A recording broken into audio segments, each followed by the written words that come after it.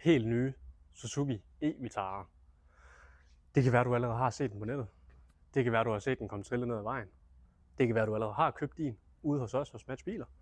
Så derfor så tænker jeg at gennemgå bilen med jer, for den har jo en hulens masse funktioner, som du ikke skal gå glip af, når du kommer trillende i sådan en her.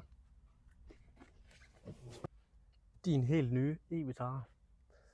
Du har et lækkert rat. Du har en lækker kabine. Du har en lille nøgle. Den kan du have i nøglen, eller i lommen hedder det. Eller du kan proppe den ind på passagersædet. Du kan proppe den ind i midten herinde, eller have den liggende i din taske. Bilen den er jo nøglefri, så du sætter dig bare ind, træder bremsen i bund og trykker start.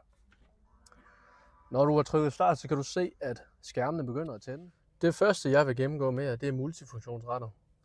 Og det er simpelthen, fordi vi har et par knapper heroppe. I venstre side, der har vi en mute-knap, hvor man kan skrue ned og man kan skrue op. Man kan spole frem og tilbage på musik, eller imellem radio. Så har du en info-knap og en trip-knap. Trip-knappen, det er jo din trip-tæller, så det er der, hvor du kan se, hvor langt du har kørt, siden du har nulstillet en trip-tæller. Info, der skifter du mellem, hvad du vil have til at vises oppe i speedometeret heroppe. Så der kan du se, at vi kan bladre imellem en masse ting, så det er egentlig bare at finde ud af, hvad man selv har lyst til der. Over på højre side rettet, der har vi en favoritknap. Vi har en vejbaneassistent. Så har vi til den adaptive fartpilot i forhold til afstanden fra den forankørende. Så har vi her, hvor man kan sænke farten og hæve farten. Og hvor man sætter fartpiloten til. Herover der kan du ændre på, hvad for en slags mode det er, man skal være i. Herinde der har du hjemskærmen, så har du 3 widgets. Du har en til radio, du har en til Apple CarPlay eller Android Auto, og så har du en til navigation over i højre side. Trykker man ind på den med radio, så kommer du naturligvis ind på radio, og så kan du ændre på radiostationer, du kan ændre på radio. Ind i midten, hvis nu jeg var koblet på med Apple CarPlay, så vil den lyse hernede, eller Android Auto, og så vil jeg kunne trykke på den for at komme ind på Apple CarPlay eller Android Auto. I højre side, der har du navigation. Så det er sjovt nok et kort over, hvor du er henne lige nu. Hvis jeg trykker ind på den, så bliver den forstørret. Bum. Herinde der kan jeg så skrive noget i venstre hjørne, der kan jeg skrive, hvis nu jeg gerne vil til Fabrikvej, eller hvor end jeg nu lige har lyst til. Og så kan jeg starte den. Hvis man gerne vil tilbage på hjemskærmen, trykker du bare på hjem over i venstre side, og så kommer man tilbage. Så har jeg jo nok allerede opdaget, at der er klima over i højre side, og der er et billede af et køretøj og en telefon, og så er der nogle indstillinger. Hvis jeg trykker ind på klimaet, så kommer jeg sjovt nok ind på klimaet. Trykker jeg ind på køretøjet, så kommer jeg ind på nogle indstillinger fra køretøjet, hvor jeg kan se noget i forhold til opladning og strøm og forbrug og sådan nogle ting. Telefonen, der kommer jeg sjovt nok ind på telefonen, så telefonbog, der kan du lave opkald eller hvad du har lyst til. Indstillinger. Der får du alle de her indstillinger frem på skærmen. Så der kan du gå ind og ændre på sådan noget som dine førerassistenter. Hvis nu vi prøver at gå ind og kigge på den, så har du en masse indstillinger herinde, du kan ændre på. Og det er jo alt efter din egen kørsel, altså hvordan du selv kører, om du vil have noget bremsesupport, eller om du vil have styring ved noget vejbaneassistent hedder det. Så alle de her ting her, det kan du jo lige lege med, når det er, du får din bil, eller hvad det er, men du ved i hvert fald, det ligger herinde nu. Under køretøj, der har du noget vinduesvisker, noget lygter, noget udvendigt og noget interiør, dæktryk og dørlås. Herinde kan du justere på de forskellige ting. Så hvis jeg tager vinduesvisker, så er der noget kontinuerlig tilstand, noget enkeltbetjening tilstand og noget fra. Så her der kan du simpelthen slå den fra, eller om du bare gerne vil have den oppe i rattet herom. Så har du dine lygter. Herinde under, der kan du den er med vognbaneskift. Det her med, at man skal blinke, for at man skifter bane, ellers så begynder den at rykke i dig. Adaptiv fjernlys, det er jo det her med, at den blænder op eller ned, når der kommer nogen foran dig, eller hvad der gør. Så er der noget guide mig hjem lys, og til bil. Så det er det her med, at lyset det lige er lidt på, efter du har forladt din bil.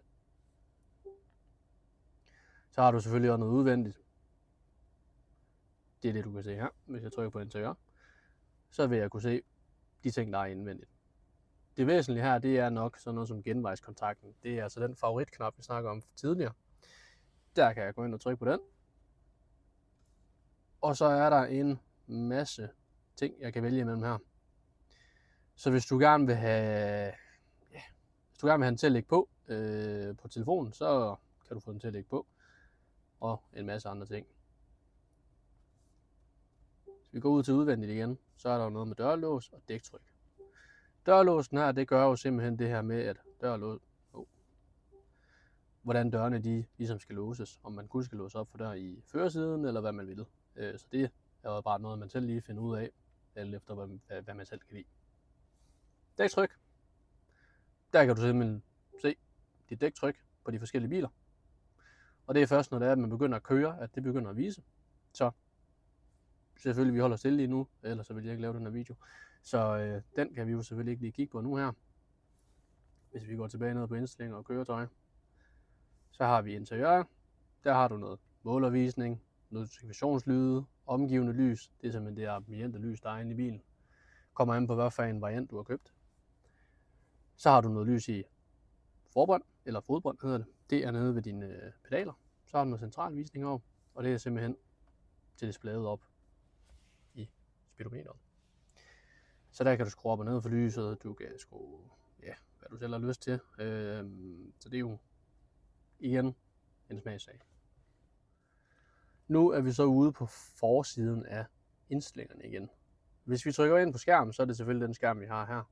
Der kan man ændre lidt på forskellige, lige nu der kan du vælge, om du vil have den til at vise, eller ændre i målervisning, eller om du vil have den til at ændre i den her skærm. Men den viser sådan et lille billede, så du kan se, hvad det er, du går ind på. Medier, det er selvfølgelig i forhold til lyd og radioen og alt det her. Så hvis du trykker ind på lyd, så kan du sidde og lege lidt med, hvorhen lyden den skal komme henne, hvor den skal være stærkest, og så kan du selvfølgelig også vælge lidt imellem noget equalizer her. Så hvis du gerne vil have mere bas, eller hvis du gerne vil have mindre bas, så kan du sidde og lege med den her ende. Inden under radio, der kan du få den til at, hvis du gerne vil have den til at komme med nogle trafikmelding, så kan du slå den til. Du kan også slå den fra, hvis du vil. Så er der en masse forskellige indstillinger herinde under, man også kan sidde og lege lidt med. Kommunikation. Herover der har du den øverste liste over forbundne enheder, så det er jo selvfølgelig alle de telefoner, du har på bilen. Så er der noget Bluetooth, der kan du slå det fra eller til. Det er lidt, hvad man selv har lyst til. Og så har der noget Wi-Fi. Og det er til, at man kan komme på Apple CarPlay eller Android Auto. Navigation. Der har du nogle indstillinger på din navigation. Så der kan du ændre lidt på nogle forskellige ting her, om der skal være vejledning med landegrænser, eller om der skal være motorvejsopkørsler med, og alle sådan nogle her ting. Så det er igen smagssag, så det kan man få lov at lege lidt med, men du ved i hvert fald også, at det er her. Systemindstillinger. Herinde under, der kan man gå ind og kigge på noget kørebegrænser, noget enhed, så det er i forhold til distancen, om det skal være i miles per hour, om det skal være kilometer. Det er lidt igen, hvad man selv har lyst til der. Noget med ur, så det er i forhold til, om det skal være 24 timers ur, eller det skal være 12 timer, eller hvad det skal være. Datoformat, tidsindstillinger, alle de her ting. Så har du noget baggrund.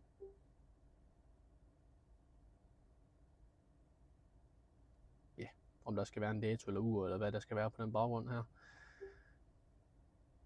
Og en masse andre ting igen. Så har du nogle apps hernede, hvis du trykker ud i venstre side. Så har du, den viser egentlig bare igen Android Auto eller Apple CarPlay, og så har du et overblik over din bil. Du har dato hernede, og du har et ur derovre.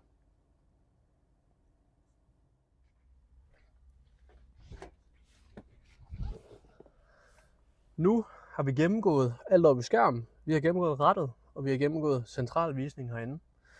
Det næste, jeg vil gennemgå, det er de fysiske knapper i bilen, for der er stadig lige lidt i den her, i forhold til mange andre elbiler, hvilket igen, jeg synes det er rart. Der er andre, der ikke kan lide det. Det er igen en smagssag. Hvis vi kigger fra skærmen af, og kigger lidt nedad, bum bum, hvad har vi der? En lille cirkel, noget P. Det er simpelthen gearvælgeren, den der er hernede. Den måde, man lige bruger den på, det er simpelthen ved, at man træder bremsen i bund. Og så tager man simpelthen den her, så skubber man den ned. Så skubber man den her ned. og så træder man over i højre for at komme i drive, skubber ned, drej over i venstre for at få en reverse, og så trykker man på P for at sætte den i park. Den her, det er i forhold til regenereringsevnen, eller intensiteten. Så hvis du godt kan lide, at din bil bremser for dig, når du slipper speederen, så kan du justere det på den her. Der kan du slå det til eller fra. Så har du noget snow. Det giver lidt sig selv. Det er for at køre i sne, så den ligesom ikke skrider ud hele tiden. Så har du over i højre noget drive mode. Der kan du ændre den mellem, ja, det kan man se oppe i centralvisningen over. Der står sport lige nu, eco og normal. Du har en automatisk P-brems, eller elektrisk P-brems. Så det er egentlig bare at trække den op for at tage den til, og trykke den ned for at tage den fra. Så har du en hold, og det er egentlig bare, at når du holder for rødt lys, og du gerne vil slappe af i din fod, så bremser du bare lige lidt, trykker lidt mere ned, og så sætter den til, og så kan du egentlig slippe bremsen, så holder den. Og så sætter du bare i gang igen med gaspedalen, eller speederen hedder det jo så.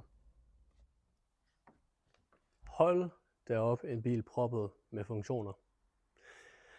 Jeg regner ikke med, at I er 100 meter mestre i jeres bil endnu. Så hvis I har nogle spørgsmål eller et eller andet, som der skulle have været opstået undervejs, så tag dem med herud og stil dem til os. Vi er klar til at tage imod dem, og ingen spørgsmål er for dumme.